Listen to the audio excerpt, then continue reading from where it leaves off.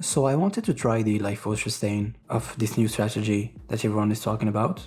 I'm talking about the Perma Sextant strategy with the Winged Scarabs, Sacred Grove, Conch Maps and the Yellow Life Force. Abusing the enchant doesn't consume sextants. I also just wanted to see what the loot of 100 or so maps would look like. This is the Atlas tree I'm using. I'm obviously using all but one harvest wheel because we have our harvest on sextant. We're also using Seance to guarantee tormented rares, and I've chosen to run these extra chance to drop special maps. I just like those drops. You could also run things like Harbinger or whatever. It's not that important in my opinion. The initial investment for all these maps, other than the life force that you are gonna sustain, even over sustain easily, was the Gilded Scarabs. We're obviously using Growing Hordes for a lot of pack size. Using random Gilded Scarabs, this was 12 div for a 480 Gilded. And rolling the maps to 30 pack size cost me around 2 to 3 div. Now I'm just gonna apply the enchant on all these maps, then evolve them all. This is what a typical map looks like. You run it with Fortune Favors the Brave and Blue Altars. You take all the player altars, kill the boss at some point, and at the end of the map, you do the harvest. Finally, I'm done with all the maps. It's actually 2 days later, so let me just tidy up everything and I'll show you the results.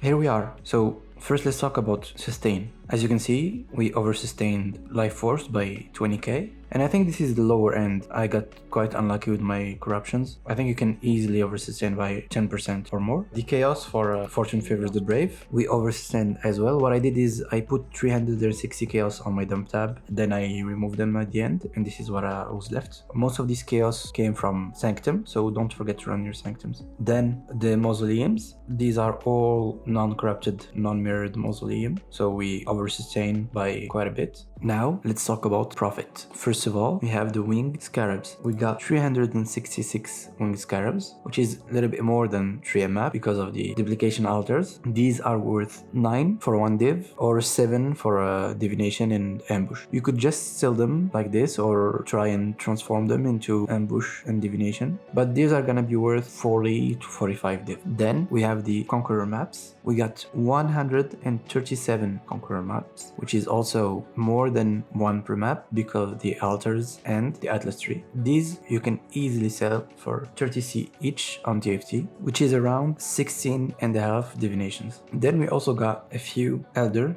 and Shaper maps, as well as 4 synthesized maps. 2 of them were Cortex, I got pretty lucky. These are gonna be worth 15c each, 30c for the synth, and 1.5 div for the Cortex. We got 10 divinations. 7 or 8 of them were from Sanctums, so once again, don't forget to run your Sanctums. I ran 3 Sanctums in 120 maps. We also got a Memory. This is around 1.5 div or something like that. A Sephiroth from a stack deck, a natural Dragon's Heart drop, and a Elder Slayer, as well as 1 or 2 div worth of random rares and uniques. All we are left with are a bunch of random maps that you could sell on TFT and a bunch of random drops, bubblegum currencies, divination cards, stuff like that. Those 2 dump tab ended up being worth around 14 div, including things like Discriminant Invitations, the Weekend Sextants, and a bunch of bubblegum currencies. With everything, we made 87 div, which ends up being around 177 chaos profit per map, and a